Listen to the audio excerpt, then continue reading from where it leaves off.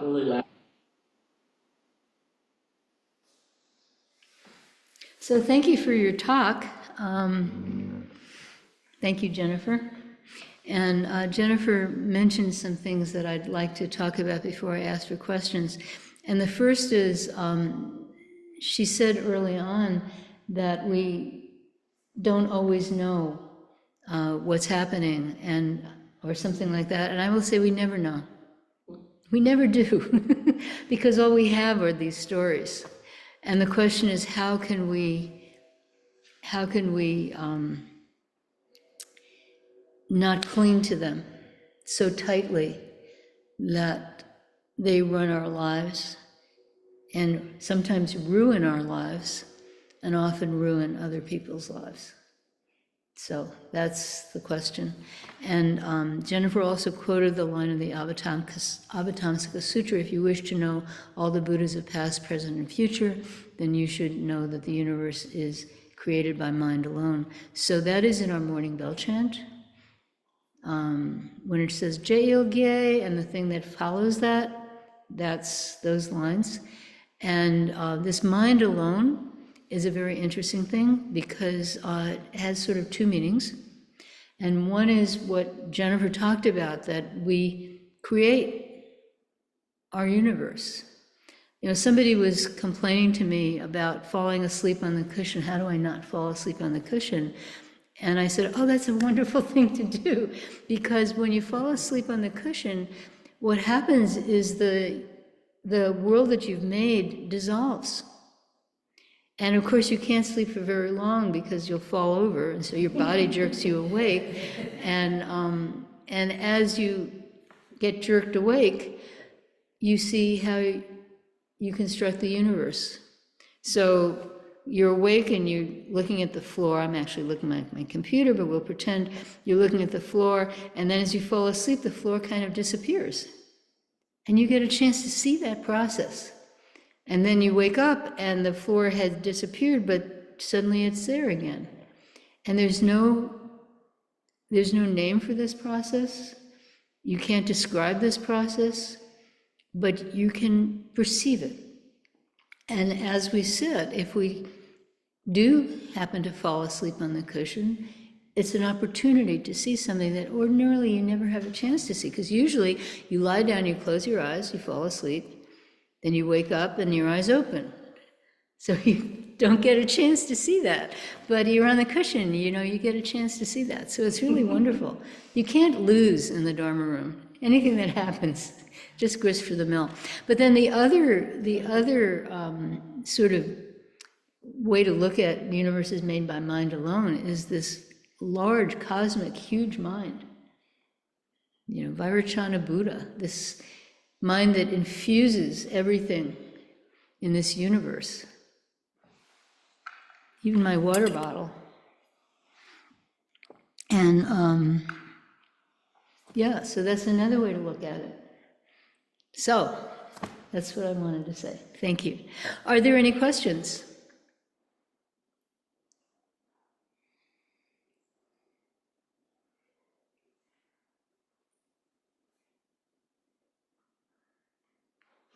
It's going to be really short. Yes. Okay. You know, and I get that. And, you know, there was of the, you know, your mind creates things, experienced it on a daily basis, minute by minute by minute, you know, so, yet, my mind didn't really create that somebody was shot, assassinated. It didn't create that there's a war going on. I may have, as society, we may label it as war, but it's still going on regardless of what we call it. You call it a conflict, you call it, there's still people dying, you know? And so to a degree, I get that. And there's a saying in Soto Zen, I don't know which Zen master said it, but it was, when you die, your whole universe dies with you. And it's that same idea that you know, you have this, and when you're gone, nothing is left of what you thought, because you're gone. So, And so So yes, my mind creates everything, but there's still some things around that my mind did not create. So this is the thing about when you stub your toe on a stone in the road, that stone, you did not put that stone in the road, you stubbed your toe. But what is the story you tell about that? So what is the story you tell about Gaza? What is the story you tell about Ukraine? What is the story you tell about Sudan? So, in that sense, you make that.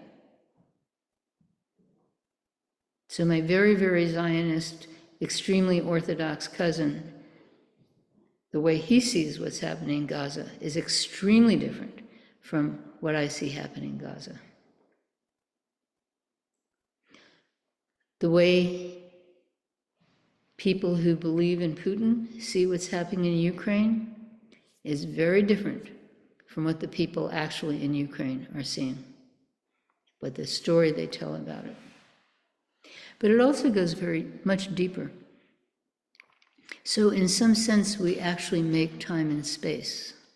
And what I mean by that is we have a certain sense of, we say time passing, you know, before, after. We have these notions of time, and they're baked into our minds. They're baked into our minds. That is how we perceive the universe. But if you know relativity theory, if you know quantum physics, our story about even time is incoherent. It doesn't match what people actually can sort of prove based on experimental evidence.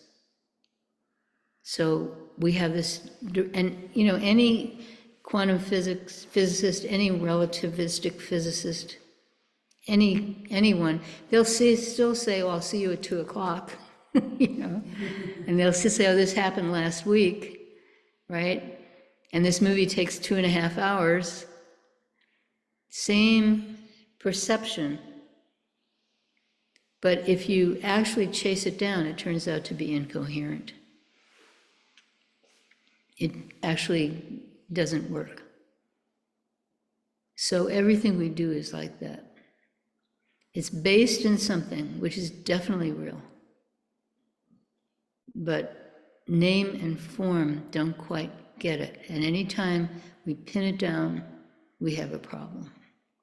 But we have to, like Jennifer said, you can't function. Like, here we are, you know, 2 people are online, bunch of us, 1, 2, 3, 4, 5, 6, 7, 8, 9, 10, 11, 12 people in the Dharma room on a retreat.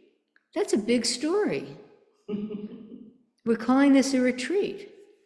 We're not calling it a episode of torture, although sometimes it feels that way, right? We're not calling this a spa. You know, you tell your friends, "Oh, I'm going on a Zen retreat." "Oh, that's so relaxing," you know, right? You know, so we have this story. We're calling this a Dharma room, this place where 12 of us are sitting. We could call it something else. We could have dance parties in this room. We don't. So in that sense, but there, of course there's something real. But name and form never quite touch it. But we have to act, we have to function, and in order to function, we need stories. But the question is, are we so attached to our stories that they prevent us from seeing what is actually going on? So if we're attached to our stories, you know, it's the mirror comes, red comes, mirror sees red, white comes, mirror sees white. If red comes and the mirror attaches to red, then white comes and the mirror can't perceive white. So it's the attaching to stories. It's solidifying the stories. It's my story, not your story. Your story is wrong. My story is correct. Now, to some extent, we have to do that. Like most of us, I assume, vote in elections. And when you vote in an election, you're making a decision, you know, that's fine. That's fine, but always hold it lightly, with humility. Always understand. And this don't know is really important. Just, oh yeah, don't know. Right. That's very, very important. Okay? All right. Any other questions? Okay, you and then you. What do you mean by name and form fall apart? What do I mean by name and form fall apart? What was the context in which I said Well, you it? were saying, time and space Yeah, is okay. real, and name and form fall apart. Yeah, so if you read serious physics about time, and of course I can't read the actual physics, but there's a wonderful guy, Carlo Rovelli, and I think it's Rovelli or Ravello or something like that, and he has a book called, it's like the Arrow of Time, I forget what it's called, but look up Ravello or Rovelli and time and you'll see it. And he explains to people, I don't know, are there any physicists here? Okay, to people like us, explains to people like us all these contradictions you get into if you take the instinctive notion of time seriously. And even St. Augustine, without any physics, St. Augustine was aware of some of this, So, and it's the same with space. We have a notion of space. It's static, it's empty, there's nothing there. In fact, space is constantly giving rise to, subatomic particles, subatomic particles, little quantum things that go in and out of existence constantly. In this room, it's happening 1,000,000 times a minute in this room. But we can't perceive it. We think of space as this sort of void. There's even, classical line, clear like space, clear and void, right? So that's our notion of space, but it's actually not correct. So that's what I mean. So the way we name things, the way we consider their forms, never quite is right.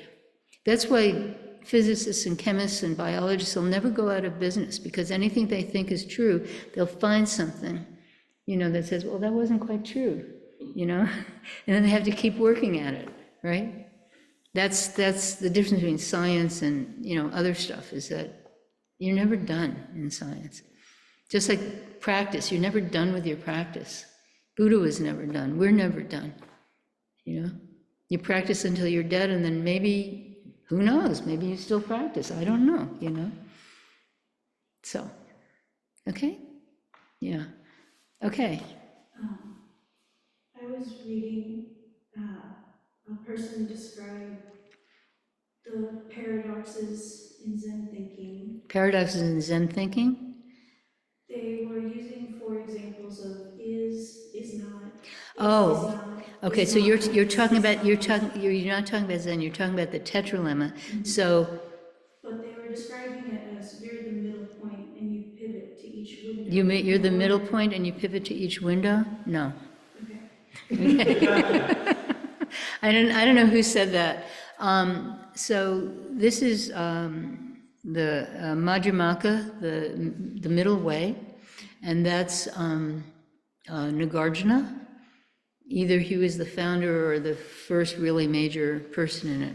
So in Mahayana Buddhism, there are sort of two overriding philosophical systems: the Yogacara, which is mind alone, and the Madhyamaka, which is emptiness.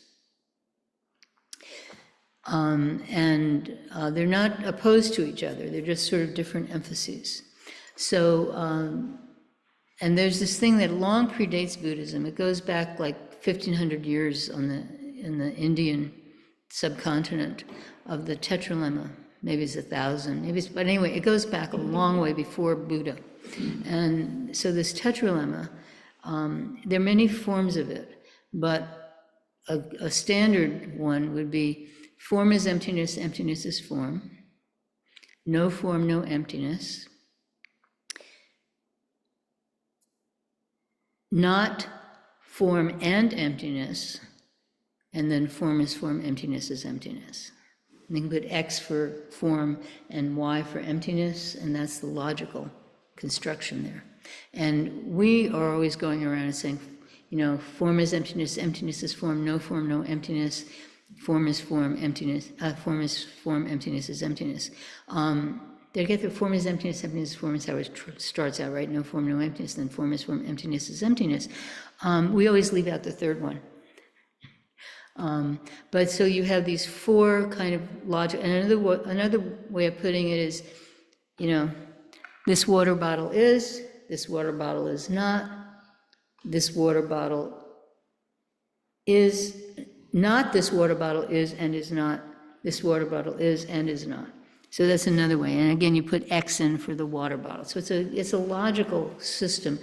And what the Madhyamaka says, every one of those statements is wrong. It's not like you're in the middle and you pivot about, I like this one in this context, no, every one of them is wrong. So that's what it's saying. So that's this beyond speech, beyond thinking, more fundamental than our concepts. That's what that's pointing to. Okay? So thank you for your question. Yeah. Yeah, Buddhism is really interesting because it's so abstract. It's just, I'm part of a really lovely group of people, Lawrence Interfaith Network, and all these left-wing people from these churches. I mean, there are not that many of us, but, the mailing list is, 15 or 20 people, and usually, about 8 to 12 people come to any meeting, and they met here. And this week, this past Wednesday, and usually, we take up a social issue and talk about it, but they just wanted to know about Buddhism and Zen because it's so different from what they do, and they're like, well, what do you teach? And we sit still for a really long time. That's what we do. I should have chanted the Heart Sutra to them. That would have blown them out of the water. I mean, what is the Heart Sutra? That's a central sutra in Buddhism, in Mahayana Buddhism. It's absolutely central, this condensation, which was probably written in China, but they pretend it's written in India. Absolutely central. And what is it? It's all this abstract stuff about form and emptiness and, no suffering, no origination, no path, et cetera, et cetera. There's nothing about, God loves you. There's nothing like that. It's this abstract philosophy. And then, at the end, if you say this mantra, good things will happen. I mean, yeah, and, you read the sutras, the Avatamsaka Sutra, man, that is abstract and flowery at the same time. They describe like Queen Maya, it's pages and pages of descriptions of, flowers and music, and I don't know what, it's, jeweled palaces everywhere, yeah. Jeweled palaces just, when Jennifer was talking about, the assembly that opens it, and they keep moving around, they have assemblies in different places, and you always have not just one Shakyamuni Buddha, who's a minor character, by the way. The main character is Vairocana, he never says a word. Everyone is speaking, he's speaking through people, and it's mostly these bodhisattvas. But every time they go someplace, you have Shakyamuni Buddha, you have 1 million Shakyamuni Buddhas in 1 million universes, in 1 million, jeweled palaces with gorgeous flowers raining down, and, all at once, right? It's this notion of the universe, talking about a multiverse. And somehow they're all there, and they can, hear each other and talk to each other. And the Vimalakirti Sutra, Vimalakirti he's a layperson, and he's much wiser than any bodhisattva. And anyway, at some point, Buddha says, you got to talk to Vimalakirti, make him feel better. He's sick, and everyone's, I don't want to go. He'll beat us in an argument, and he does. But he's in this room, just his room in his house with no furniture. And all of a sudden, all these Buddhas and bodhisattvas and night goddesses and nagas and, all these creatures just sort of appear in this room. It's like this infinitely expanding room, but it doesn't expand, and they were all there, Yeah, it's like that. So, thank you. Are there any other questions? Yes. Tim can go ahead. Oh, Tim, I actually have a comment. okay. So, So I'm going to interrupt you to repeat so these people can hear. okay, so I just saw that yesterday, or maybe a couple of days ago, that ICE had rounded up all of the Korean workers. Yeah, ICE rounded up a whole bunch of Korean workers in Georgia, yeah. So the story came out is there was not a single translator or interpreter who could describe the situation. So they didn't even have a translator who They could had describe no this. idea what was going on. Correct, yes, they had no idea what was going on. And then when they finally got shipped to somewhere in Georgia, I don't remember. Yeah, this was happening in Georgia. Right. And then the treatment is like, you're in room with another prisoner at that time. Yeah, they even handcuffed them. And they did not have any idea. They thought they were transferred as a company. Yeah, they did not know what was going They on. thought they were being transferred. They thought they were being All transferred. workers there. And I think they went back to South Korea. Yeah, they went back to South Right, Korea. so I think this whole thing about mind make anything, we have to be very careful. Yes, we about don't that. we don't use mind makes everything in order to deny that there is suffering. I have to admit, based on my own multiple experience being chased after by policemen, because So you've been chased after by police. racial profiling for many years. First started with Trump's first term, and during Obama's time, that was become very obvious in Lawrence, because he's actually have a list of people who have criminal records get, shipped out. He was doing that. Okay, so Obama was just shipping back people with criminal That's during records. his time, which was actually harder for me to figure out what was really going on. So it was hard for you to figure out what was going on. So, and- It's easier with Trump. Well, it's obvious, right? So, and then you just talk about it and everybody know where they are. So this kind of stuff, I think we have to be very careful. My take is, several of my experience was because at one time it was really a very bad one. I came out of a Wednesday night practice in a good mood, in the Ozone. So you came out of Wednesday night practice in a good mood. Yeah, in the Ozone Center. In the Ozone Center. And said, they told me that they were after my car tag, okay, and had to go to jail. So I was in a very good mood. The first thing I said is like, I'm sorry. Wait, so you were pulled over and told you had to go to jail? Right. Okay. So I just said, I was in a good mood, so I just said, like, I'm so sorry, officer, it's a rainy night, and I'm sorry you're rounding up your own people. So you were in a good mood. So Hispanic cops in this so as a Hispanic cop, and you think he thought you were Hispanic, and so you said you're rounding up your own people. And then they look at my address. Yeah. Then they said, well, we really don't, there's 3 cops pull over, and basically they call, so there's 3. 3 cops pull over and they call. And on 6th Street, and then they said, really, I said, and then I started to joke, and I said, officer, like, I pay a lot of property tax for this brand new jail. Okay, But so I wasn't gonna visit. okay, so you made a joke. You said, I paid a lot of property taxes for this brand new jail. I'd rather not visit it tonight. Right. And so this is about the mind. Yeah. If I was freaked out, it wasn't a Wednesday night out of the Zen Center, up tired, had a bad mood. So if you had been in a bad mood to begin with, Well, I'll probably end up visiting. you would have ended up in jail, but you didn't end up in jail. Okay. So then, just to remind you, and I should call you, and you were freaked out, and they told me that, find a friend to drive you tomorrow, and we don't really feel like to put somebody like you to jail, but you probably should go to the courthouse, but don't drive yourself, have a friend to drive you. Yeah, I remember, and so you called me and I drove you to the courthouse and you filled out a bunch of forms and stuff like that, yeah. So this is one of the situations you often thought about. When I listen to these mind make everything, I'm very uncomfortable. Okay. So when you listen to Mind Makes, It doesn't sound like. when you, wait, I have to say, so when you listen to Mind Makes Everything, you're very Yes, uncomfortable. That's a bad translation. philosophical. It says 一切唯心造. There's one thing is mind only, then the other thing is more subjective, objective, philosophically. So could you say that again so I can say Yeah, it? so they don't sound like what we translate. It doesn't sound like what we translate. It never does. Yeah.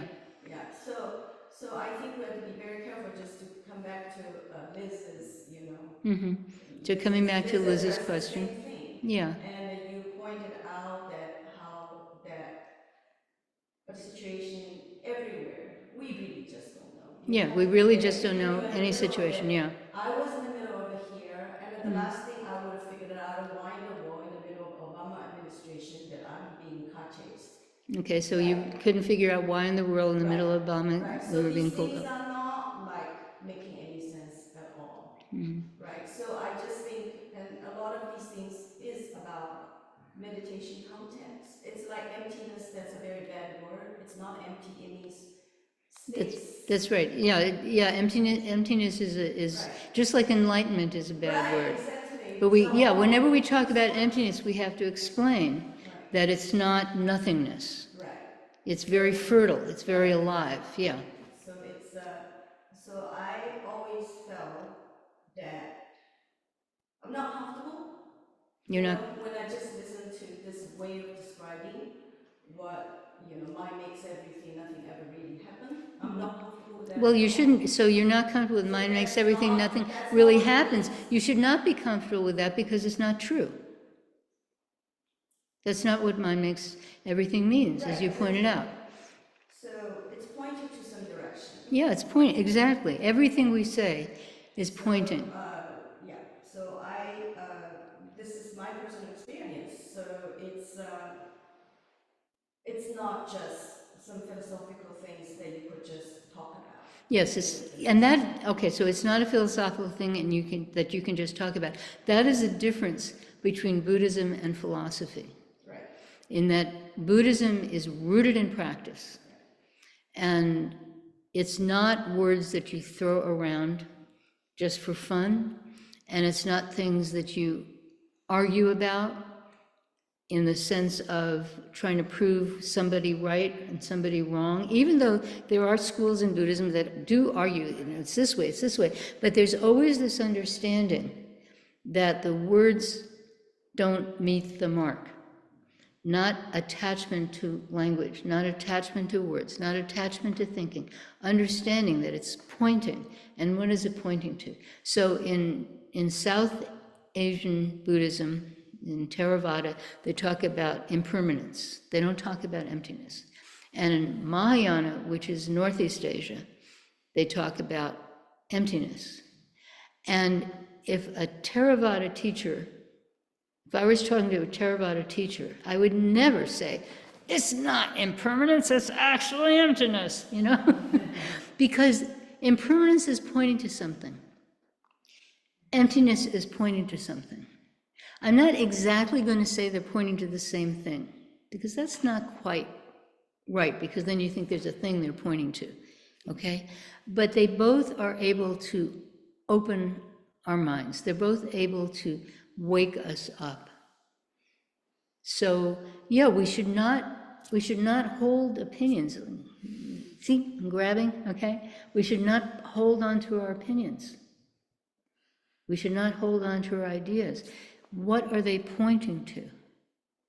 And I have to add here something that has not been mentioned yet, which is, my teacher, Zen Master Sungsan, he always said, wake up, help this world, attain your true self, help this world.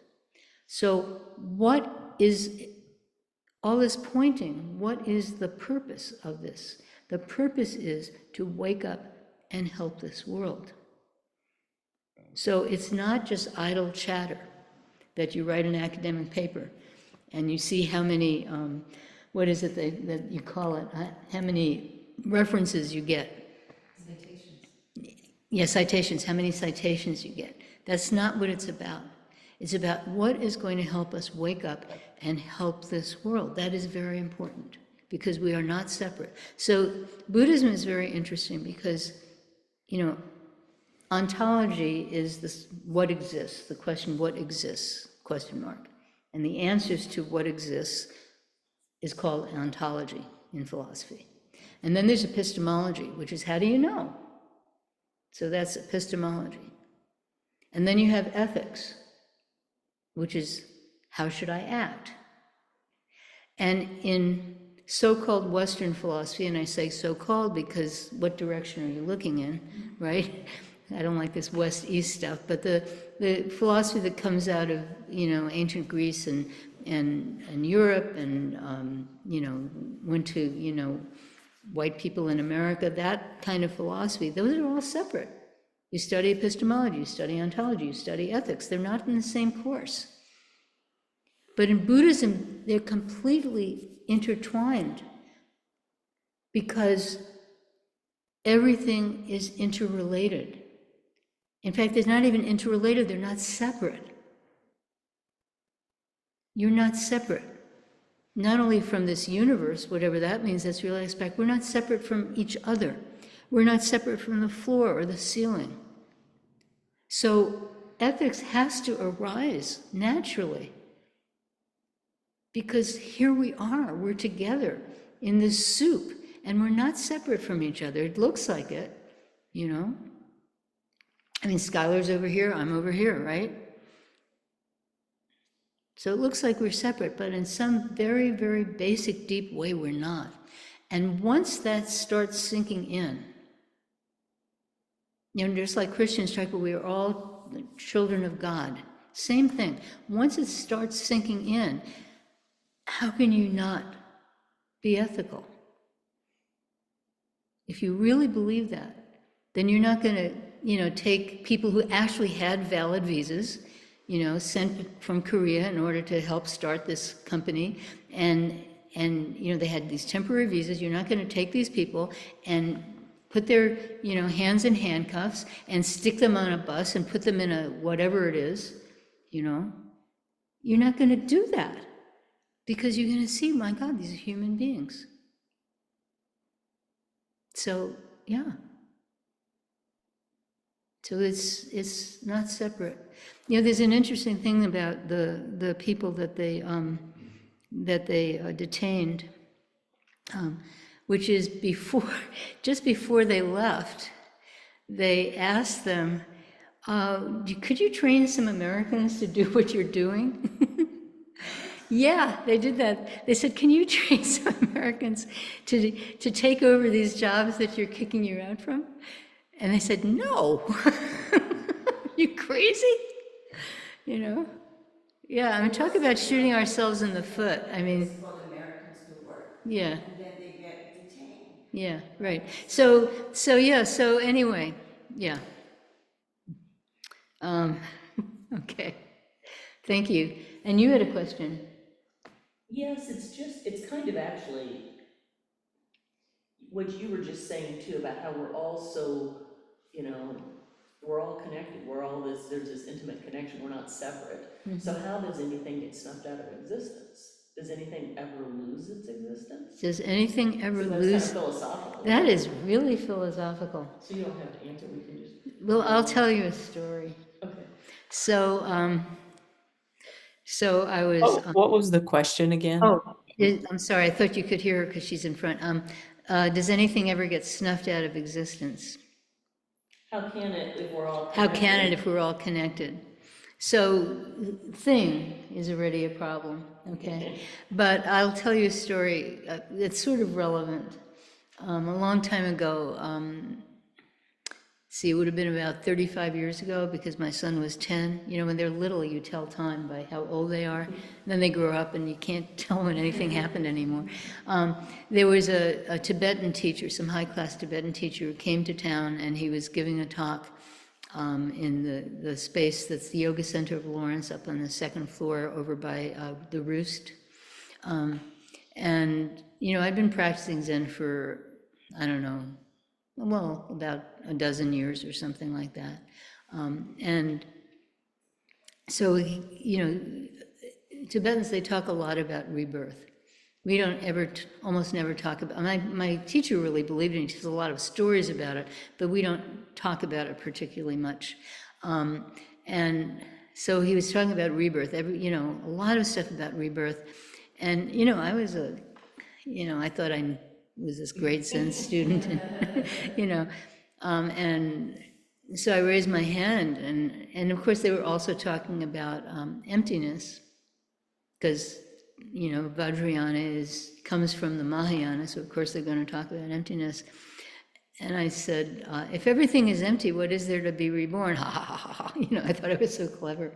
And, he gave this kind of routine sort of, so you have to understand, there was the real teacher who was like in his late 40s maybe, and then there was the very cute translator, they were all monks, who was like about 30, and then there was the old guy, the teacher of the teacher, who was probably younger than me, but it seemed to me he was kind of sitting there and drooling. He never said anything. So, the teacher would say something and the translator would translate. So the teacher said this to the guy, and it was this very sort of conventional thing about rebirth and stuff like that, and it didn't answer my question. So afterwards I went up and I said, come on, everything is empty, so what is there to be reborn? And the translator starts translating my question into Tibetan, but the teacher got it. He understood enough English to know what I was saying. And that one hand has the voluminous sleeve and the other has no sleeve. He grabs me on the arm with a hand that has no sleeve, and with the other one he goes, karma, karma, karma. And I said, oh, thank you. And then, I stopped being this, arrogant little Zen student. It was a wonderful teaching. So, okay. So it's time to stop. We have interviews to give and more sitting to have. Thank you, everybody. You guys will put the room together.